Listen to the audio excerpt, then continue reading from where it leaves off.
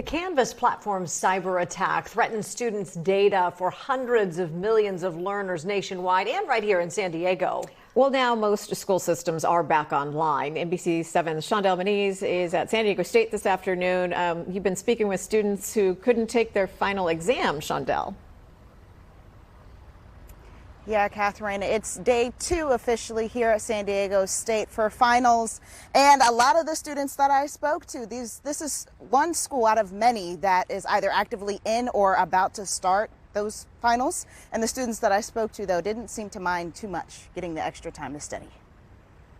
This is what students saw Thursday when they tried to log in to submit assignments or start their online classes' final exam. Well, initially I was just really confused because you don't typically see like a big red box on your screen. What does this mean? Like, why is the canvas broken? The hackers, who call themselves Shiny Hunters, announced they'd hacked into Canvas again, demanding a $2,000 ransom to prevent student data leaks.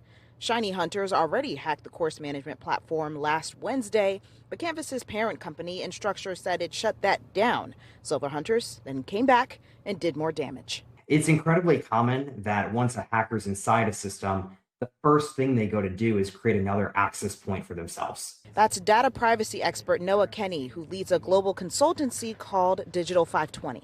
You really need multi-factor authentication everywhere. The security center within the California Community College's chancellor's office says it's implemented this and single sign-ons. But we need to be extremely comprehensive given the scale of intrusion that happened. San Diego Community College District was already dealing with a separate local cyber attack before Canvas went offline. Other schools like UCSD posted a notice online telling students to continue avoiding Canvas until they're sure it's safe.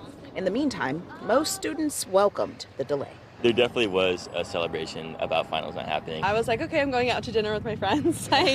There's nothing I can do. The attack also affected K-12 schools. San Diego Unified says as of Friday afternoon, it's restored access to Canvas. Students who missed their finals yesterday tell me that they're going to be making those up on Tuesday.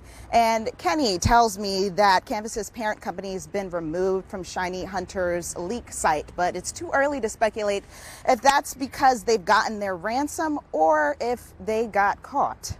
For now, reporting live from SDSU, I'm Shondell Moniz, NBC 7. Thank you, Shondell.